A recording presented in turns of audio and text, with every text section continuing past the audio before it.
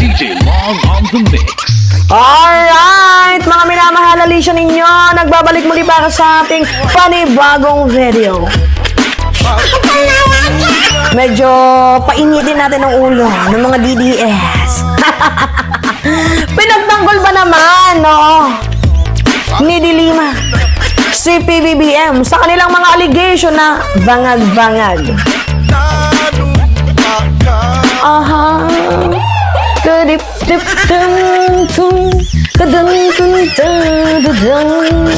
Alright. Aha. Magsisiya ka na naman sila. Isayaw muna natin yan, mga minamahal. Unat-unat. Kumot-kumot.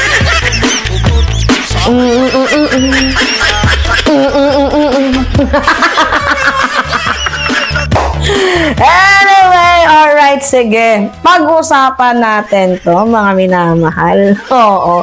Kasi diba, syempre masakit yun sa mga DDS. Kasi diba dati inaakusahan nila si Dilima na Saba Queen, Addictus Benedictus, diba, Junel, diba, pinakulong nila dahil nga po sa issue ng pinagbabawal na gamot. Pero tingnan ninyo, diba, nakalaya itong si Dilima. Acquit sa first, sa second, and third. Ibig sabihin, fabricated yung mga kasong ipinukol sa... Actually, fabricated naman talaga dahil mismo yung mga nasa bilibid ang umamin. 'Di ba? Na talagang tinakot sila na kapag hindi sila mag-testify against kay Dilima, 'di ba? Gagana yung mangyayari sa kanila. So, to make the long story short, syempre, doon magaling yung mga DDS sa mga tinatawag na allegation. 'Di ba? Pansinin ninyo. Oh, kay former President Duterte ang allegation niya kay Dilima Addictus Benedictus. Ganon din yung concept nila kay PBBM, Addictus Benedictus din. Ganon nila siraan si President. So, 'di ba pansinin niyo yung pattern? Puro lang Addictus Benedictus yung binabato nila. Wala nang iba. Oo, puro lang Addictus Benedictus. Ngayon, ano yung pinakamasakit dito? Sa mga DDS mga minamahal. Kasi, itong si Leila de Lima, hindi niya naman totally na dinipensahan itong si PBBM. Pero nandoon yung bitaw.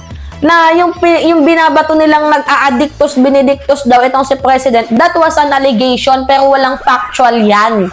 Oo, kaya nga, insufficient in substance. Yung Addictus Benedictus na na yan, na issue na yan, mga minamahal. Iyak malala dito yung mga DDS, no? Ngayon, basahin natin to. Sabi dyan sa balita, there are serious accusations that PBBM is yan, wag na natin ituloy yung word na yan, mga minamahal. Baka mamaya ma-restrict tayo. Pero sabi dito, Leila de Lima stated that the allegation in the impeachment complaint against President Ferdinand Bongbong Marcos on the grounds of betrayal of public trust are mere conclusion and not based on the factual allegation, finding second ground insufficient in substance. Ano nga ba ibig sabihin ng insufficient in substance? Walang laman. Sa madaling sabi, walang laman yung impeachment complaint nila dito sa usapin ng betrayal of public trust.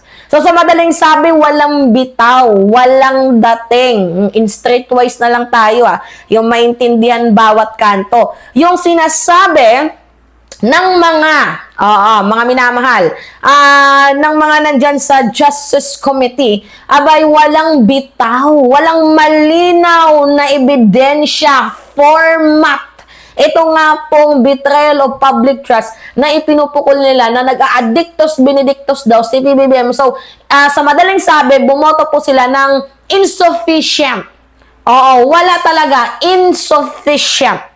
As in wala, walang substance, basta yun na yun, wala talaga, mga minamahal. Kaya medyo doon nagagalit yung mga DDS, sabi ba naman nila, syempre, sino ba naman yung magkakampihan? Ang mga bangag versus bangag din, ganun daw, So, de Lima focused on the president alleged bangag addiction, which claims to impair his judgment.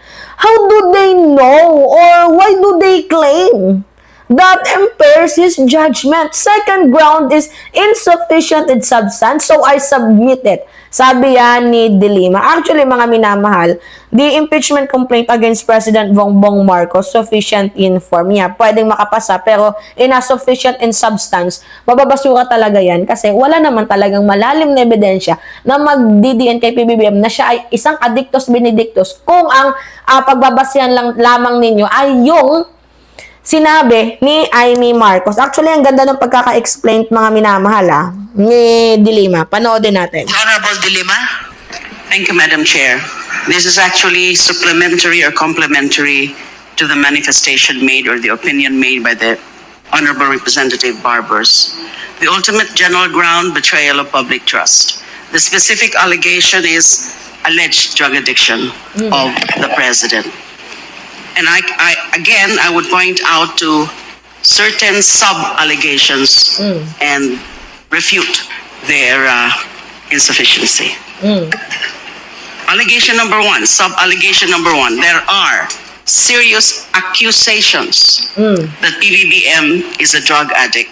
And then? The offense alluded for this ground is drug addiction. Stating that there are accusations do not constitute factual allegations of the addiction. This ground Do not constitute the factual allegation. So, wala talagang substance, mga minamahal. Narinig nyo na, galing mismo yan kay De Lima. Alright.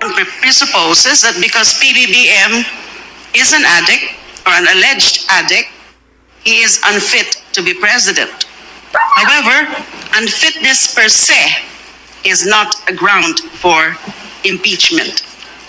And even when considered as constituting basis for betrayal of public trust, the statements in this ground do not sufficiently establish allegations on how specific presidential acts were impaired by PBBM's addiction, assuming the addiction to be true.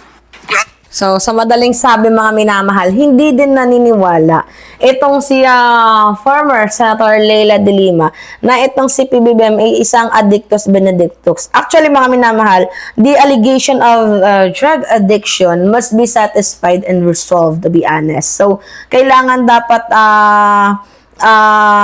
patunayan nila. Hindi pwedeng nag-accuse sila, tapos si PBBM pa yung magre-resolve ng issue. Like, kunyari, addictus benedictus ka, kaya dapat kailangan mo magpa-hair follicle test. Mali yun. Kayo yung nag-accuse, kayo dapat ang magpatunay na itong si PBBM ay isang addictus benedictus. 'Di ba, mga minamahal? So, kailangan kayo yung, kasi debatable to eh. 'Di ba? Kung sasabihin ninyong addictus benedictus itong si PBBM tapos hinahamon niyo siya na magpa-hair follicle test, ibig sabihin wala kayong substance niyan. 'Di ba, mga minamahal? Purely hearsay lang. Allegation lang 'yan. Oo, kiniklaim lang nila. 'Di ba? Ibig sabihin, mema lang sila, mema sabi. 'Di ba? Tapos yung mga DDS galit na naman. Oo, sasabihin nila, protected ng drug dealer and user, Kineme Eclavush. Diba? Magagalit talaga sila, mga minamahal. Hindi sa kanila pabor si si De Lima, diba, mga minamahal? Actually, nakakatuwa itong si De Lima, no? Na after so many years, diba, na medyo parang may issues between the liberal tapos dito sa mga loyalists. Pero tingnan ninyo, bumabawi siya. Pero mayroon din kasing times na pumitik din si De Lima eh. Dito yung punto ng pagpitik niya. Pakita ko nga sa inyo, mga minamahal, kung paano pumitik dito banda itong si Leila De Lima. Pitik lang naman, hindi naman yung totally na mga minamahal. Hindi naman yung totally na against siya kay PBBM, pero pumitik siya dito sa part na to eh. Pakita ko sa inyo tong photo na to. Dito siya pumitik Bumoto kasi siya. Diyan. Dito sa 21 na dyan, isa dyan si De Lima na bumoto. Dito sa bumoto ang House Committee laban sa motion na isama ang authenticity ng mga kalakip na dokumento sa pagtukoy kung sufficient in substance. So, in overall, mga minamahal, bumoto pa din si De Lima dito sa, di ba, 21-24. Isa po sa 21, itong si De Lima na bumoto. So, pumitik pa din siya kahit papaano. So, I think De Lima is just a neutral person. Neutral si De Lima ba? Wala nang makakapagalan. Neutral si De Lima, oy! Yun, mga minamahal. Galit niya siya ako. So, nagpapaliwanag lang naman tayo. So, sa madaling sabi. So, sa sufficient in form, yes, nakapasa sila. Pero dito sa sufficient in substance, mukhang malabo din. Kahit bukas pa yung pinaka-final na resulta, mukhang malabo pa din, mga minamahal. At kahit pa man yan makarating sa plenaryo, hindi sila makakakuha ng boto. Yan yung totoo dyan. Alright? It's mega mahaba-habang talakayan to in terms of impeachment, mga minamahal. Pero pinagpaliwanag lang natin yung kay De Lima. Alright? It's mega analisyon ninyo. Nagbabalik muli pa ako sa ating panibagong video. Maraming salamat at ingat, mga kababayan.